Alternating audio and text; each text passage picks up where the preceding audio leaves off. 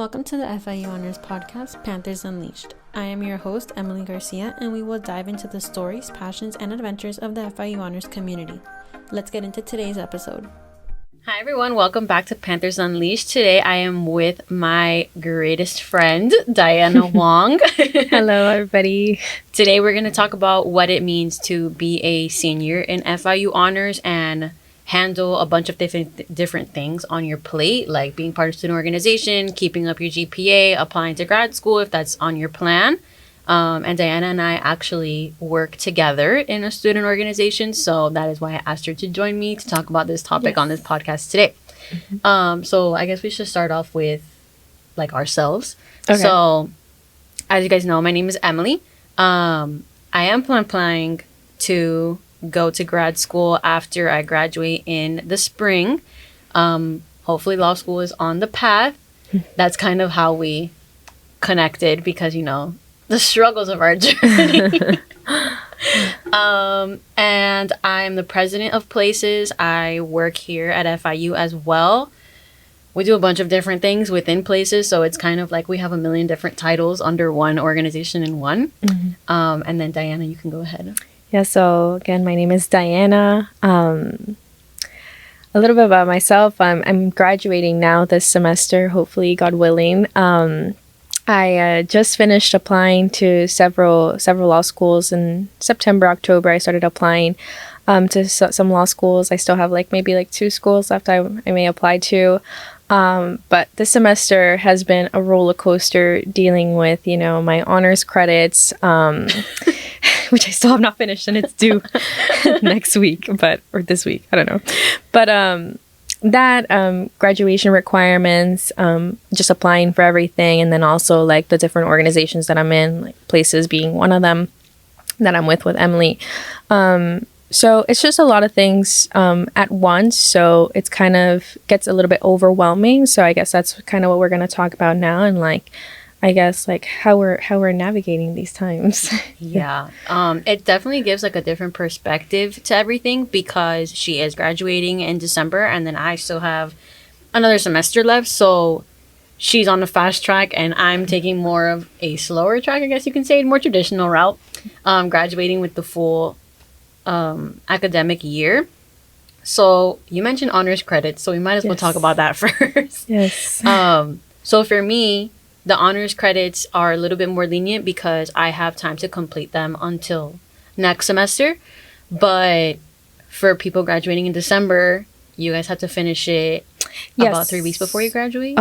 Well, yeah. So since I'm graduating this semester, I have to finish it. I believe it's the 18th or the 17th, something like that. And luckily for the requirements, because I'm graduating in fall, they're cut in half. So instead of having the 20 hours that you need to complete, which we usually have 2 semesters to do, including partial summer, you only have this 1 semester. So they cut the hours in half and also the engagement credits in half. So I'm pretty sure I have maybe 1 left. I'm going to head over to the Frost Museum to get that last world and culture check mark. And I got my hours. I pretty much got everything done. I just need to finish it up. But yeah, I mean, luckily we have a lot of opportunities to get those credits. I just don't waste till last minute if you can. Yeah. And joining student organizations or being as involved as you can within FIU can definitely help you get those credits done a lot faster. For Places alone, we've been an active organization for 3 months, and I think we've had maybe 4 of the credits be satisfied with the events that we've done. And then because we do hold leadership positions, we also get that credit as well. So for sure, if you're somebody who's in Diana's case, that you have only half of the requirements, but not as much time to complete them as everybody else who has the full requirements, joining a student organization or even being a leader within an organization can be helpful. Because even within that one, I know Places has those too, but EWIL, for example, Diana's a part of that. They've had honors credit opportunities, not only honors credit opportunities, but also volunteer hours too. So even if you're not an honors student, I'm not sure if FIU has volunteer. I'm sure FIU has volunteer. I mean, it's on a good pulse. I believe that you could look through and find events, and it doesn't have anything to do with honors. So if you're not an honor student, you're still able to find like events that you can volunteer at without being an honor student. I mean, I did I think it was last year, I did it in the Gold Coast Railroad in Zoo, Miami, and I volunteered there. I needed hours, so that's such a random. Yeah, it was like, because it was like an event. It was like the first Saturday event. So like the first Saturday of every month, they host like this thing there, and I thought it would be fun because I like to keep busy. Yeah, I mean, like I only knew because I saw it where they posted it, right? Because I don't know that I've never been to Zoo Miami, first of all, so I never even. You've never been to the zoo? No, I never been to the zoo. So actually finding my way there was kind of hard because it's like before you get to the zoo, it's like to the right. And I didn't know anything about that. But yeah, anyway, it was a cool event. Like, you know, it is what it is. But what's it called? I was going to mention regarding the having a leadership position to satisfy some of the requirements. You know, conversely, like, I think it's important to mention the fact that, like, sometimes, like, if you're the person who gets overwhelmed easily or can't handle too many things and you're graduating and you have that, a leadership position is going to be good for you so long as you're able to navigate or manage multiple things at once. Otherwise, like, I wouldn't suggest or recommend you to take on so many things at once if that's not something that you're good at and you get overwhelmed easily. So I guess it's just like playing into your strengths, realizing you know, what it is that you can handle and not doing too much. I mean, I like to keep busy, so as much as I'm like scramming like you know, 24 hours of the day, even when I'm asleep, like, it's like literally in our dreams it haunts us. Dude. No, guys, you don't understand. I'm so glad we're switching over this topic because Diana and I have, I don't even know, like, we're on campus all the time, and the second that we say goodbye and we go home, like, the second we touch down in our houses, it's like, oh wait, I forgot to mention also we need to do this and this. Yeah. And it creates like another to-do list of massive things that we have to get done. So yeah, I 100% agree with that point. To be a student leader, whether the leadership position is like the more traditional ones, president, vice president, treasurer, secretary, for ours we have those 4 positions as well as director positions of committees. So our e-board is a little bit larger than the typical one. But everybody, directors and then traditional e-board members, we all do a variety of things that haunt us outside of FIU. I think haunts is such a because you know, sometimes it's a lot and we feel overwhelmed at times, but the good part is that if you are going to be a student leader, knowing who you're going to be on a team with is very important because those are the people you depend on. So, for example, I oversee, as the president, Diana's committee, but she's the director of social media. And whenever she has something going on, like, for example, she's like, hey, I have a law school application due and I need to submit it by the end of the weekend. I can't do the committee meeting today. Can you do it? I'm more than happy to take over for her. But ultimately, she does everything she has to do.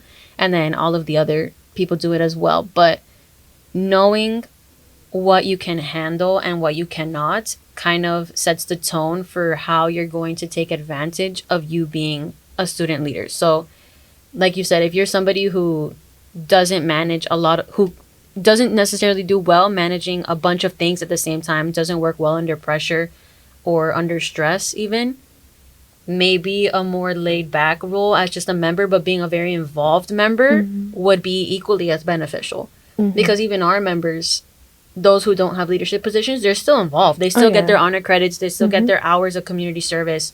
The only difference is that we have access to those things first. Right. And also, that's like, the only difference.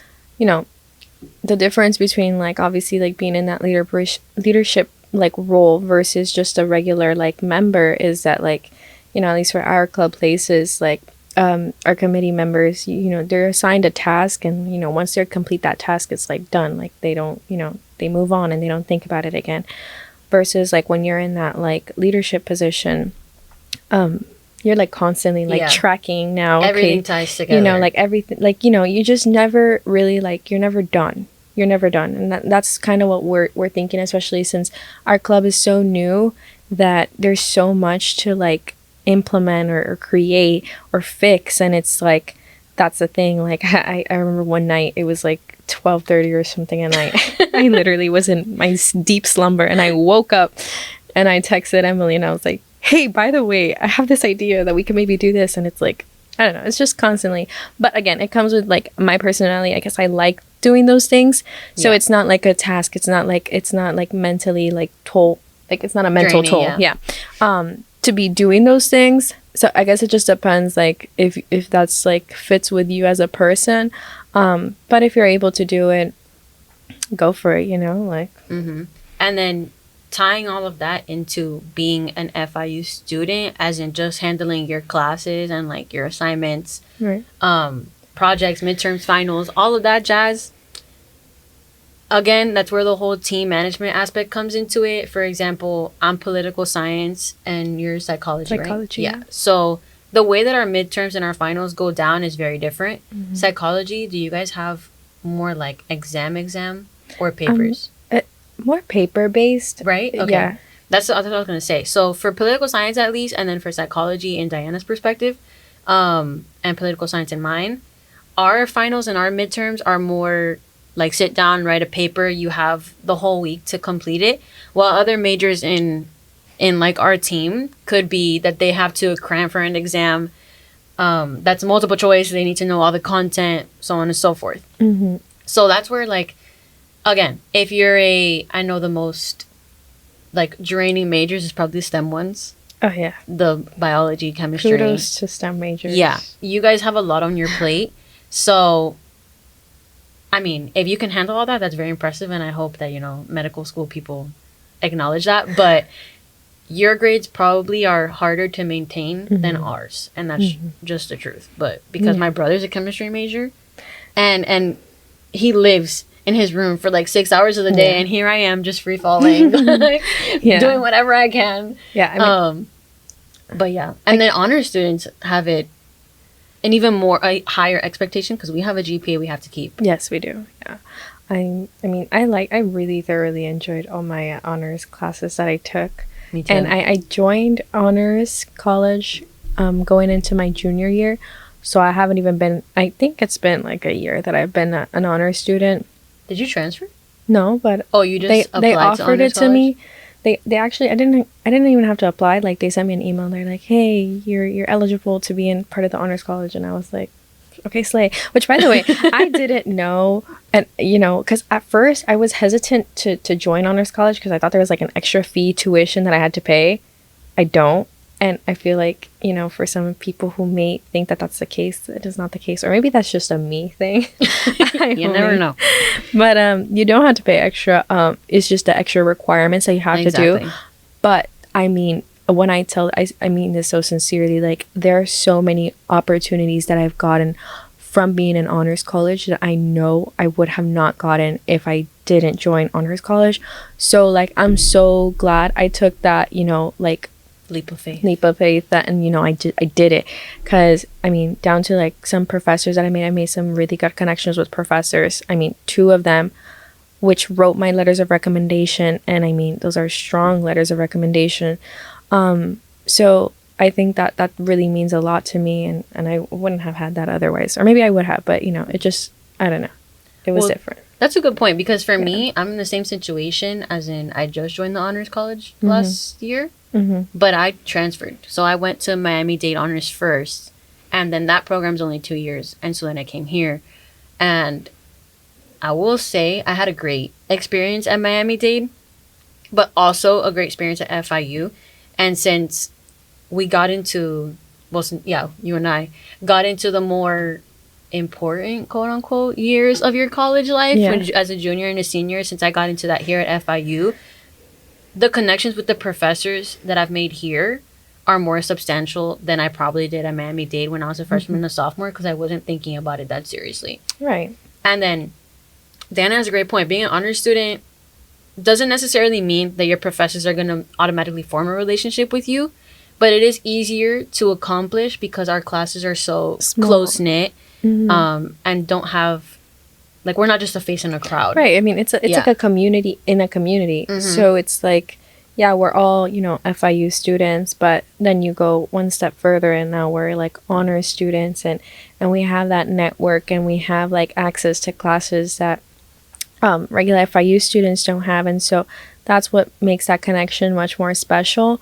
Even like I know that they have like study abroad opportunities strictly for honors college. So I mean, you're going on this trip with like students that are literally, in the same community as you. So that's what makes it special. And I'm so grateful that I have those. This turned into a senior 101 into like an honors college promo. Yeah, right. I didn't even mean to do that. It's honestly in our blood. I mean, at this point. If I'm gonna talk about my story, it's gonna include honors college because it's it's been a part of my life now and here at FIU. And I really, really, really enjoy like the opportunities. And had I gone back, something I would have done differently is start off in honors college from the beginning when I entered, and take advantage of like the opportunities. Because I mean, I was coming in here and like there's so many things that you don't realize that you have access to, opportunities that are just passing you by. And once you're at this point, you're like, man, like, I mean, I'm graduating now, so I'm like, man, I wish I had the opportunity to do this when I had the chance. And it was there. It's just that you don't go and seek it out. So that's another thing, like going back to the whole club thing, like when you're out in clubs, it's like when you're able to talk to other people and see what they're doing. And, that could benefit you and help you out if you're not sure where it is you want to go in life, or you're just kind of finding your footing. Talking to other people, your peers, it definitely helps out. Like that's how I ended up finding about EWIL, which was the first org that I joined here at FIU. And it was because I overheard this one girl talking about it, and I asked her, and I joined the community, and I wouldn't have been able to do that if I wasn't like trying to put myself out there. So I think putting yourself out there, making those connections, because I mean, you're never going to be in a setting like this where you're going to have like so much access to so many like networks and opportunities. So really taking advantage of this time, meeting people and establishing those like lifelong connections. Yeah, definitely like our advice as seniors to people who, even juniors, honestly, you guys still have time to establish those connections, because I mean, we started it in junior year, technically with the honors college specifically, which has been our most substantial like efforts. So we met, like we said, we're both applying to law school this year. I just took my LSAT over the weekend, and if I never would have met Diana, we don't know what that score would have come out to. Guys, we spent so many nights in the law library, her teaching me like certain LSAT questions. So if you need an LSAT tutor, you can always ask Diana. I took it with the logic game, so I don't know how much like help I could be, but I'm happy to help if anybody you were needs so great. it. Thank you. So great. Thank you. But those are like, see, like this type of friendship that we have is top tier. No, I'm just kidding. It is, but those are the type of connections you can make in the honors college. And like we said, our advice as seniors would be, if you have the opportunity to join the honors college, you definitely should. And if you can't, you can always do it as an FIU student in general. Those are FIU in general, like without the honors college included, has great faculty and staff available. Like for example, yes, honors has study abroad opportunities. However, the one study abroad opportunity I did here at FIU, I did it with it was a non-honors study abroad, and it was with Professor Hoberman. Do you know who that is? No? Okay. Well, she's the professor in charge of the Argentina, like all the Argentina efforts pretty much, because she's from Argentina. And she actually was one of the people who wrote my letters of recommendation, because when I went to Argentina with her, all of us just connected. It was almost like an honors college setting, I'm not gonna lie, because it was 18, somewhere around there, that amount of students, and all of us became like a family pretty much. And that's kind of how the honors college is here.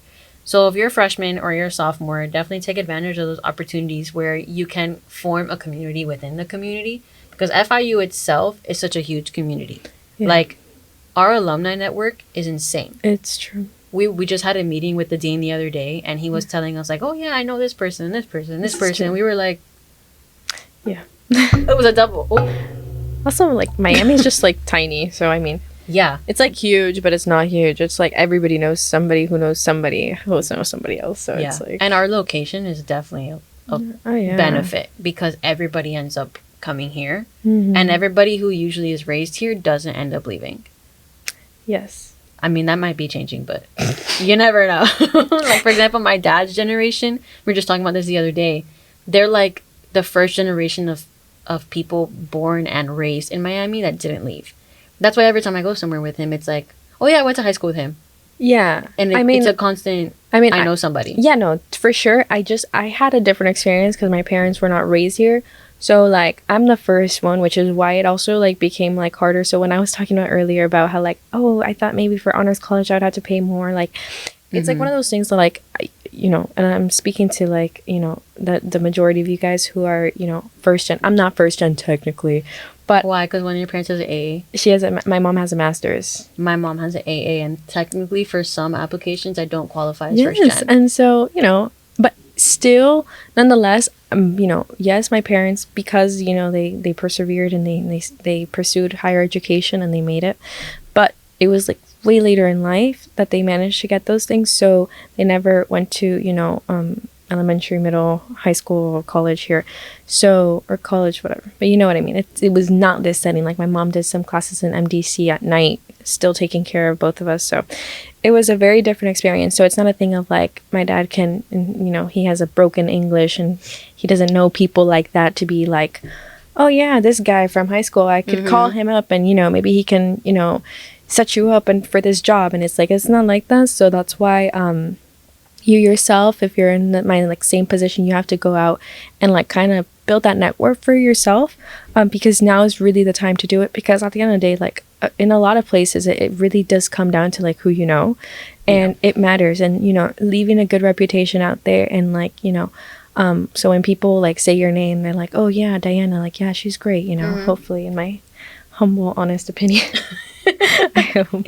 But yeah, like, well, that can easily happen at FIU. You know, it's yes, we're giving you guys all of these great pointers to how to make your time at FIU as impactful and as successful as possible, so you can do whatever it is you want to do after you graduate. But at the end of the day, it's if you guys want to listen to us, it's what you guys put into it that you're going to get out of it. So we can tell you, oh, FIU has all these great things, but if you don't look into it yourself, I mean, that's as far as the advice will go. I always say, like, let me not even say that, because that's going to sound so dumb. All it is like, you know, just, you know, we'll provide you with the resources and you take it upon yourself to, like, use them, or, you know, use a variation of them. You know, you know yourself the best. So kind of adhering it best to, like, what it suits you. But as long as you, like, take opportunity of them, and then, like, you know, going back to our original point, which is, like, how do you manage everything between like school? I know both of us have jobs as well, which we didn't mention in the beginning, but, you know, it's school, jobs, organizations, what else? Applications. It's like a lot of things. So I guess it just comes down to, like, time management. Like, yes, we have the time to sit here, but, you know, there's a lot that goes on to it. Like, we're up pretty late doing things for our future. And so it, you know, it really just comes down to knowing who you are as a person, realizing that you're able to do these things or you're not, and kind of just, you know, prioritizing what's important for you and in your goals. Setting goals, I think, is really important for yourself. Yeah. And yeah, I mean, everything is possible, you know, all in your timing. It's true, because what works for one person going a certain route, like a certain time, may not work for another. Like, for example, me graduating in December would not have worked at all. Point blank, period. But not because I didn't want to, just because the course of, like, my credits from Miami-Dade and things like that, if I did graduate in December, I wouldn't be graduating with honors. And, you know, I've done all this work up until now, so I might as well stick it out another semester and graduate with honors, because that was the whole, like, point. But in going back to your point about, oh my god, what was it that you said? I said a lot of things about, like, setting goals for yourself. Was it the goals? It'll come back to me. I'll say it again if it comes back to my brain. But being realistic with yourself about your goals, about what you want. Oh, because you were saying like there's people who have different goals, right? You're talking about your goals are different than mine.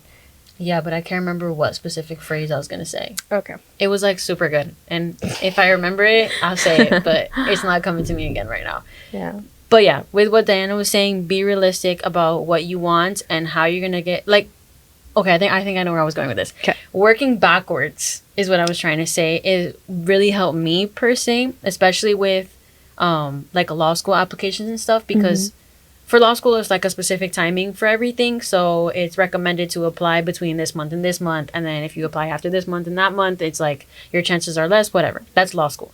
But for medical school or any other master program, whatever the case may be for you, working backwards usually helps because it puts everything in line. So if your end goal is to go to medical school, what are all the things you have to do before that to get to that goal? And that's how you kind of pick your battles. Because trying to go, okay, I have to go to medical school is the bigger picture. But I think having mini goals to get to that point is more beneficial in terms of time management and handling school along that too. Because if you think about it, okay, I have to apply in this time. Like, for example, for you, you're applying to law school now. So how many classes are you taking? 4. 4? And are any of them online or no? One of them. 1. Okay. But 4 is, like, for example, me, I'm taking 5, maybe 6. But that's because next semester, I know I'm only going to have 3. So I'm doing my workload more now, so that my workload later can be less. Right. So I can focus on whatever I have to do before my law school application decisions come in. And on top of that, still be the president of an organization, still be working here, doing the podcast, helping with the social media, and just overall the staff here in the Honors College. So that's my advice from a senior to anyone who's coming up to this point, whether it's freshman, sophomore, or junior. Everything is in due time. Yeah, I mean, again, it comes down to setting those small goals. I mean, I knew that I was going to graduate early last summer, but it's technically I could have graduated next semester, but I wanted to get ahead because I really wanted to have January to August to myself before I started law school, honestly. But I knew last summer because my Virgo ass. I did an Excel sheet, and I really went down semester by semester. What classes am I going to take? What do I need left to graduate? I was doing also a pre-law certificate, so I had that too. So it was my major, pre-law, and honors classes. And so I threw it all in this spreadsheet, and I was like, okay, so this semester I'm taking these classes. So honestly, for me, when it came down to enrolling into classes, it really wasn't that stressful because I knew exactly where I was going. The spreadsheet. That spreadsheet, bro. Like, everyone is so obsessed with the spreadsheet. I know one of my honors classes, my professor was like, oh, you guys should make an Excel sheet or a Google sheet, whatever the case may be for you, with all like the law schools you want to apply to, the statistics. I did also that too. I have that. Yes. I mean, I didn't go too crazy. I know some people it's like this whole thing, it's like the real deal. It's like, wow, like almost even animated. It's like has like animatronics in it. I don't even know if that's a word, but anyway, it's just super complex. Mine very simple, very simple. Actually, for the credits, I used a template that already came in Excel, so I didn't even have to do anything crazy. Like, I just used that template that they had, and I inserted my information, and that was that. But again, all this to say, and back to Emily's point, is like the small goals. Like, I couldn't have graduated this semester if I didn't like set my mind to it like last year. Like, it just wouldn't have been feasible for me. So setting those small goals, I mean figuring out if you're a pre-law like us, figuring out when you're going to take the LSAT and setting yourself realistic goals, because I really wish I would have started sooner applying. Also because they switched up the LSAT on me, but that's another tangent. But yeah, I mean, I wish I would have started earlier, but it wasn't that bad. Everything works out how it's supposed to. But definitely, like, you can make the process much easier for yourself if you're not like, going against the clock. So right, yeah. And just honestly, guys, just if you have any questions or need us to elaborate anything further, you can always let us know in the comments, or you can reach out to us via the podcast, or even email the honors college and ask them to give you like our information. And we're more than happy to help anybody who's going through the same course that we're going through after we graduate. Because at least for us, FIU has done so much that we'll be more than happy to help anybody who's a part of this community, or even outside of the community. But yeah, that's our little 2 cents about what it is to be a senior at FIU, going from, in sense, we talked about junior and senior year in a way. Yeah, I mean, I feel like this is still like applicable. Applicable. You said it right the first time. Okay. English is not my first language. I say this every time. So, to all grades, right? Everybody can take use of this podcast, because it serves like great information if you're just starting off, because now get out there and put yourself out there and seek out these opportunities that are here for you. And yeah, I think it benefits everybody: seniors, juniors, sophomores, and freshmen. Everybody, and even people who are thinking about going to college. To be honest, if you're a high school senior and you want to come to FIU, this is a great podcast to listen to, because you already know the things you can do starting first day of freshman year that could really change the course of how you graduate. You never know. You could graduate the honors college. I don't know what it is. Representative, honors college, selected person. Oh, God. I don't know the official name, but you guys know what I'm talking about. So yeah, guys, that's going to be the end of our episode today. Yay. Episode 2 with Diana. Please make sure to follow our podcast. It is going to be Panthers Unleashed on Spotify. And if you would like to watch the episode on YouTube, it's just going to be FIU Honors. And make sure to follow FIU Honors as well on Instagram. And I believe we also have a LinkedIn where the episodes, the links will be posted. So we'll see you guys again soon. And have a great day. Bye-bye. Pause up.